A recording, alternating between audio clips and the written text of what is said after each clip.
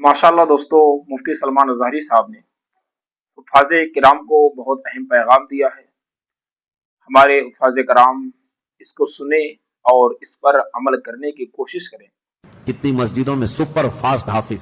बहुत पहले हजरत सदरुल शरिया रहमतुल्लाह अलैह ने तो लिखा है कि मैंने तरावी पढ़ना ही छोड़ दिया, कई सालों से देख रहा हूं यालमुन तालमुन के अलावा कोई आता नहीं है, खामखा नमाज क्यों खराब करें। बहुत सारी जगहों पर अच्छा ये हाफिज लोग ऐसे हो क्यों गए यालमुन तालमुन वाले, पब्लिक डिमांड पर ऐसे हो गए।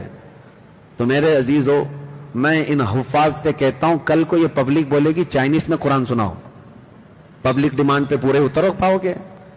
फिर कभी कहेंगे कि अरबी मत सुनाओ, जर्मनी में सुनाओ। जब अरबी हुजूर सल्लल्लाहु ताला अलैहि वसल्लम पर जिस अंदाज से कुरान उतरा है उसी अंदाज से कुरान पढ़ने का सवाब है, वरना ये कुरान के साथ खेलना है, मजाक करना है। और बसा औकात ऐसा भी है कि कुरान को इतनी तेजी से पढ़ने में कुछ अल्फाज इधर उधर हो गए, हराम तो हराम है ही, बाज औकात में कुफ्र भी हो जाता है, आदमी ईमान से खारिज हो जाता है। और इस तरह का कुरान पढ़ना भी हराम और सुनना भी हराम, जो सुनता है वो भी हराम काम करता है। अरे 3 दिन में तरावी खत्म करके आया, 5 दिन में खत्म करके आया, क्यों मियां बाकी सब क्या करना है, भिंडी बाजार में घूमना है, बाकी के 5 दिन के बाद क्या करना है, शॉपिंग करना है, रात भर गप्पे लगाना है, कैरम खेलना है, इसके लिए। हां, अगर तुम्हारा इरादा यह था कि कुरान एक नहीं 4 कुरान खत्म रमजान में करेंगे तो बहुत अच्छी बात थी, लेकिन हाफिज से उसी अंदाज में सुनो जो तजवीद के साथ मेरे आका सल्लल्लाहु अलैहि वसल्लम ने पढ़ने का हुक्म अता फरमाया। एक बात मैं आपको क्लियर कर दूं, आम हमारे यहां मेंटेलिटी ऐसी बनी हुई है दिमाग में कि अगर किसी हाफिज को लुकमा दे दिया, अरे लुकमा मिल गया, लुकमा मिल गया। लुकमा क्या है, खाने का लुकमा है? आपको क्या लगता है लुकमा पीछे से दे दिया तो मतलब है कि तीर चला दिया? बल्कि कुरान की सही पढ़ने पर उसने मदद की है।